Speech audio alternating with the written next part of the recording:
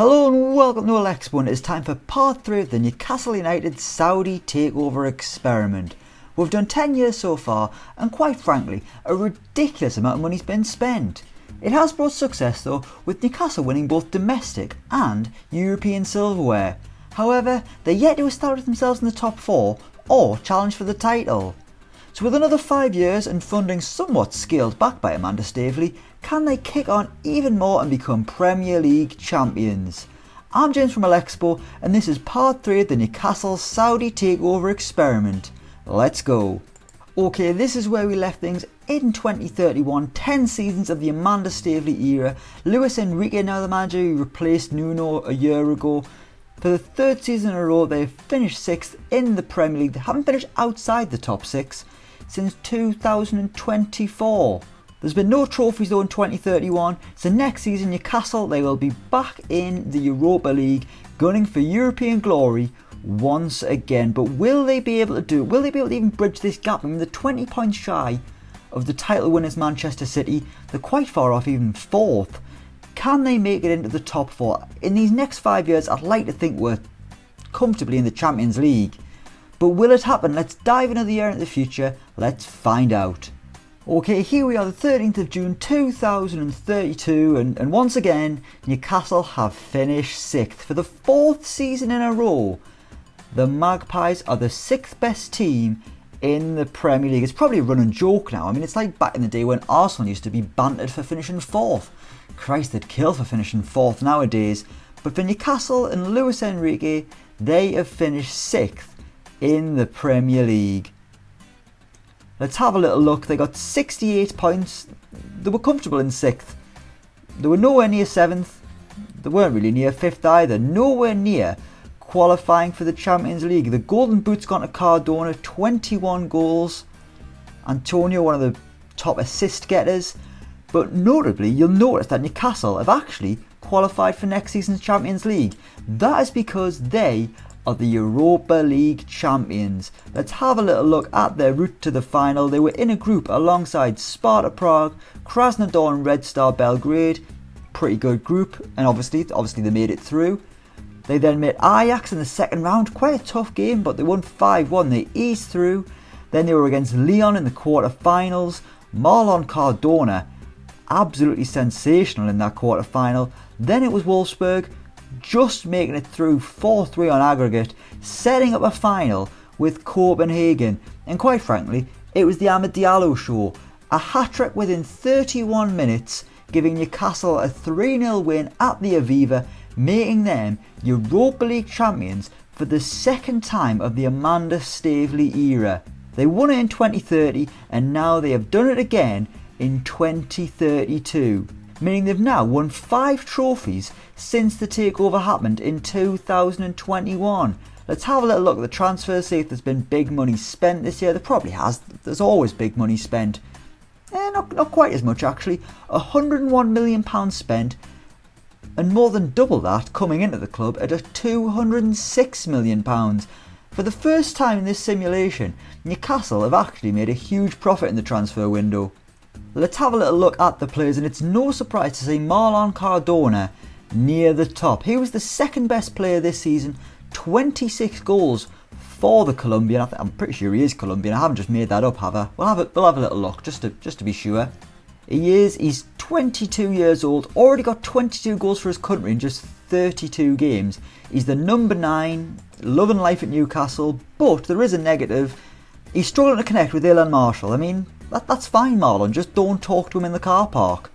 What a signing he's been for £1.6 million. I mean, they've spent more than £100 million on players, but Marlon Cardona at £1.6 million might be the best signing of the Amanda Staveley era. Amad Diallo playing great as well, Declan Rice still doing the business. Jefferson Antonio though, the best player at the club. He's the number 6, playing on the left wing, Brazilian, signed for £111 million, and he's had 3 sensational years at Newcastle in which he's won 2 Europa Leagues. But the issue for Newcastle is they're still 6th in the Premier League. Yes, they've broken in at the top 6, but they can't go any further. They need to please just move on from it. Only once have they finished in the top 4. I mean, it's still a canny gap, 13 points just to get to Man City in 4th. Will they be able to bridge that gap in 2033, a season in which they will be playing Champions League football? Let's go another year into the future, let's find out. Okay, here we are, the 12th of June 2033. Newcastle have only gone and done it. They haven't finished 6th. They finished 5th with 75 points, only 4 points shy of Tottenham in 4th place. And once again, it's been Marlon Cardona, the man to celebrate. 24 goals to win himself another golden boot. This is the kind of things you want from a Newcastle number 9. 24 Premier League goals, an incredible tally, a tally I don't think Newcastle fans have probably seen since the Alan Shearer days. Absolutely sensational for the £1.6 million man. Newcastle though, still not going to be playing in the Champions League next season. I mean, they've been in it this season. Let's have a little look at how they got on. We'll go to the schedule. Champions League, they were in a group with Wolfsburg, Sevilla and Roma. That's not really that bad for Newcastle, and unsurprisingly, they made it through. They made it through to the knockout stage where they played Porto and they absolutely smashed them 4-0 in the knockout round. Then it was a quarter-final. That is where the dream died. They were beaten by Manchester United 3-1 in aggregate, meaning Newcastle knocked out of the Champions League at the quarter-final stage. And sadly for them, they haven't had any other cup success. No Carabao Cup success. They were beaten in the 3rd round. As for the FA Cup, they were beaten by Everton in the 4th round as well. What about the transfers? What kind of money have we spent? Let's have a little look. Just £10.5 million. Not much money at all being spent by Newcastle, which is quite strange. Although one of the signings was from last summer, it was Bellarmino Bergantin. They did spend 74 million quid on him, so that's a lot of money. We've got a big issue though, because on the 22nd of May, Amanda Staveley has scaled down funding even further. She already did it in 2025. 8 years later, she has done it again. Maybe that's why Newcastle have only spent 10 million quid. I mean, we can't say that. They spent 70 million quid in May last year. But Amanda Staveley has scaled down the funding. I mean, what kind of figures are we talking about? I'd love to know what kind of money they're still going to be spending. Because, I mean, they're still doing well. They're into 5th now. They're kicking on. But could this be the beginning of the end of the Newcastle Saudi takeover experiment? Marlon Cardona, the best player at the club, 33 goals in all competitions. But perhaps this could be the start of something of a decline for Newcastle. They're no longer rich. Their finances are only secure. I mean, they're probably still going to spend a fair whack of cash. But it's not going to be pumped into the club. I mean, they've never improved the stadium. That's still 52,000. They've improved the youth facilities. They've been upgraded, as you can see. They were upgraded last year. But that might be the end of the improvements for Newcastle. They're just going to have to make do and mend. Maybe Amanda Staveley's lost interest. Maybe the Saudis aren't bothered anymore. Maybe they've bought another country or an F1 track or an even bigger football club. Who knows? Maybe they bought a rugby team. But for Newcastle United, funding has been scaled back. They haven't won anything in 2033. And they're not going to be playing Champions League football. It'll be Europa League football in 2034. Let's see how that goes. Let's go into season 3 of part 3, which will be season 13. Let's go. I didn't sound confident there. Let's go. Okay, here we are, the 11th of June 2034, the 13th season of this takeover experiment. And Newcastle United, they've gone slightly down in the table, coming 7th, but it doesn't matter because, as you can see, they have qualified for the Champions League, meaning they must have won another Europa League. Let's have a little look straight away at the schedule. And they have won another Europa League. It was a good run. They beat Copenhagen in the 2nd round, team they beat in the final last time. They beat Lazio, they beat Wolfsburg, and then in the final, they beat Liverpool 2-0. It was that man again, Marlon Cardona, with a brace in the final at the Juventus Stadium to make Newcastle 3-time Europa League winners and get them back in the Champions League. Throughout this simulation, it's been their only hope of getting in the Champions League. They've qualified once via the league, but mainly it's been via the Europa League, and they've done it 3 times. They haven't won anything else. They were beaten in the quarterfinals of the FA Cup. The League Cup, they were knocked out straight away by Spurs. Has there been any more scaling back of funding? Let's have a little look. No, it stayed the same, and they've won the Europa League in 2034. Marlon Cardona, 22 goals. He's been the star really of part 3. Jefferson Antonio, the best player, 7.61. Kevin Griffith's done well. Let's have a little look at him. A 20-year-old English striker. Devastated to have missed out on the England squad. It's fine, Kevin, don't worry about it. He's came through the academy. It's what we want to see. You love to see it. A Geordie lad, maybe, playing up front for Newcastle at 20 years old. Fantastic, fantastic stuff. But 7th in the Premier League isn't very good at all. They were 9 points off the Champions League, so it's not that far, but to come 7th, they're damn lucky they won the Europa League, sorry. And to be honest, they were threatened that they weren't even going to finish in the top 7. Southampton only a point behind Newcastle with 66 points. Everton were close as well, they were only 4 points shy. Newcastle really are clinging on to top 6 days. I mean, they didn't even get top 6 this season. Yes, they've won another trophy and that's great for the Newcastle faithful. But it just looks like they're never going to crack this top 4. It's no wonder they've scaled back funding because, I mean, you can spend all the money you want and it's still not getting them into the Champions League via the league. I say they've scaled back funding. I mean, they scaled back funding that 1 year when they spent 10 million quid. I don't know what's happened this year because they've spent 230 million. I mean, how is that scaling back funding, for goodness sake? I mean, they've brought in 170 million quid, but still, it's a huge spend, a net spend of 60 million quid, which is nothing to be sniffed at. I just don't understand this funding. I mean, it happened last time it was scaled back. They were still spending huge amounts of money. But Newcastle, they have won another Europa League. They have won the 3rd of this simulation. Will they be able to win another one? Hopefully not, because hopefully they can do well in the Champions League. They're going to be in the Champions League in the next season, but they've just finished 7th in the Premier League. It's their lowest finish since they came 8th in 2024. It's the first time for a long time they've finished outside of the top 6. They're going to need to improve next season. Can they do it with Luis Enrique in charge? Let's find out. Okay, here we are, the 10th of June 2035. And amazingly, Newcastle have finished 4th. They are back in the top 4. They have done it. They have qualified for the Champions League directly. But before we go any further, did anyone notice Marlon Cardona? Because I'm not sure he had a beard before, but he's got a beard now and he's the vice captain. He's got a grey beard as well. Why has he got a grey beard?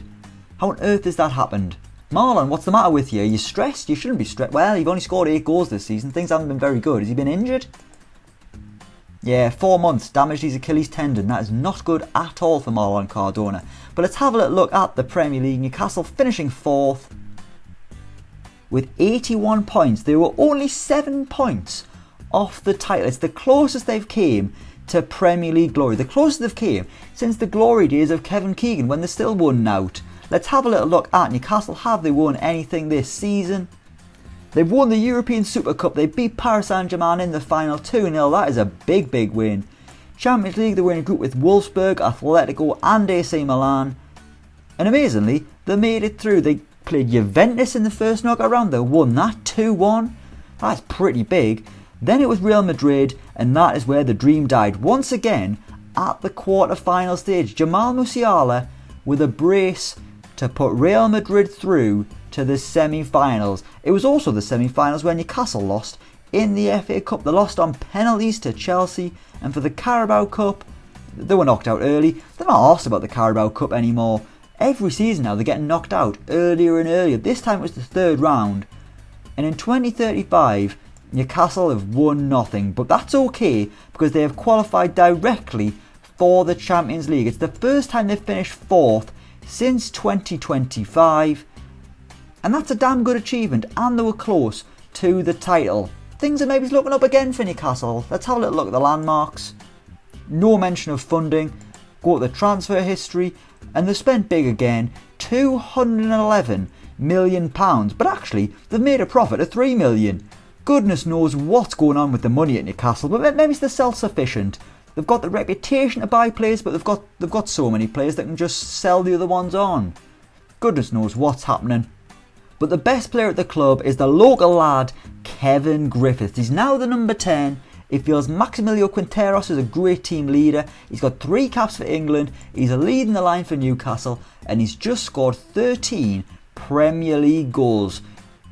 a local lad coming through the academy, and they haven't had to spend 15 million quid on him like they did Alan Shearer back in the day. This one Newcastle have got spot on, and Kevin Griffiths is the shining light of the Newcastle academy. He's the local hero, he's banging them in for Newcastle, and he is the Geordie's number 10. Maybe he'll replace Marlon Cardona as the number 9 in years to come.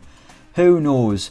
But in 2035, Newcastle have finished 4th in the Premier League. Luis Enrique, for the first time during his tenure, has got Champions League qualification directly from the Premier League. But what will happen in the 5th and final season that we are going to look at? Let's go to 2036. Let's see what happens in season 5. Can Newcastle follow up on their 4th place finish? Can they challenge for the title once again?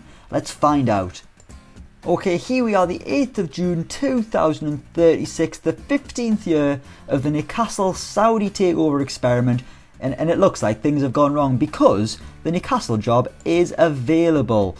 The Magpies have came 9th in the Premier League. It's their worst finish since they came 10th in 2023. What has happened to Luis Enrique? I'm going to assume he was sacked for finishing 9th. That is appalling.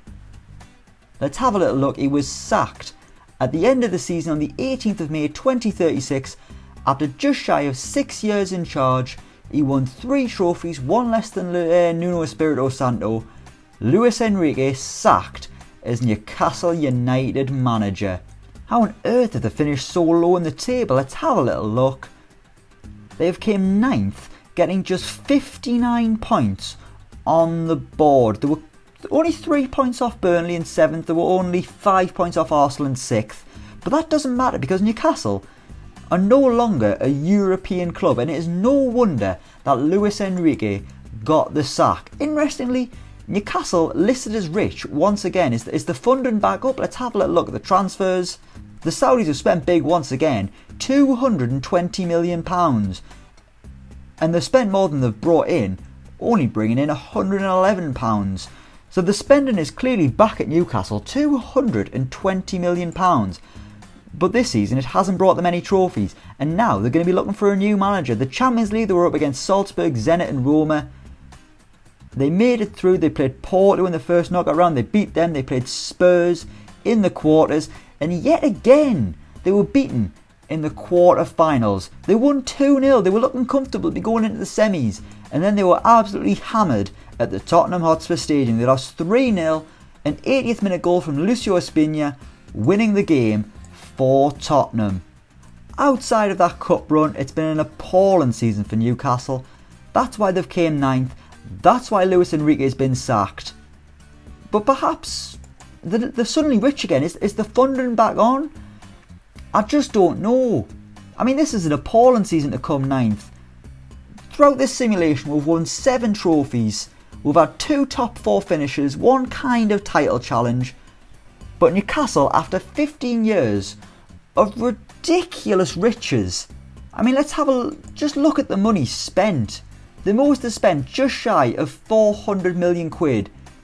It's been ridiculous the amount of money spent in Newcastle, and they still haven't won a Premier League title. They've won Europa Leagues, but they haven't got past the quarter-finals of the Champions League. Yes, this simulation's gone well to a certain extent, but I mean, they've just finished 9th in the Premier League. Newcastle have finished 9th in the Premier League this season. I mean, it would take a minor miracle, but they wouldn't need to spend 400 million quid, I'll tell you that for now. I mean, at the minute, they're not spending anything. But is this where we draw the line with the Saudi experiment? Let me know in the comments below if you think I should keep going with this, because a 9th place finish is absolutely appalling. I mean, who are they going to get in as manager? Are they going to get a big name that could take them into the title challenge? But at the minute, just challenging to get in the top 4 is a struggle. We're going to end things on a sour note, but in part 3, we have won a couple of Europa Leagues, and that has to be applauded. This is a team that doesn't win anything, man, for goodness sake. We will leave it there. That is the end of part 3. 15 years of the Saudis in charge of Newcastle United. Let me know what you think down in the comments below. As always, don't forget to like, share and subscribe to Elecspo. And until next time, we will see you around.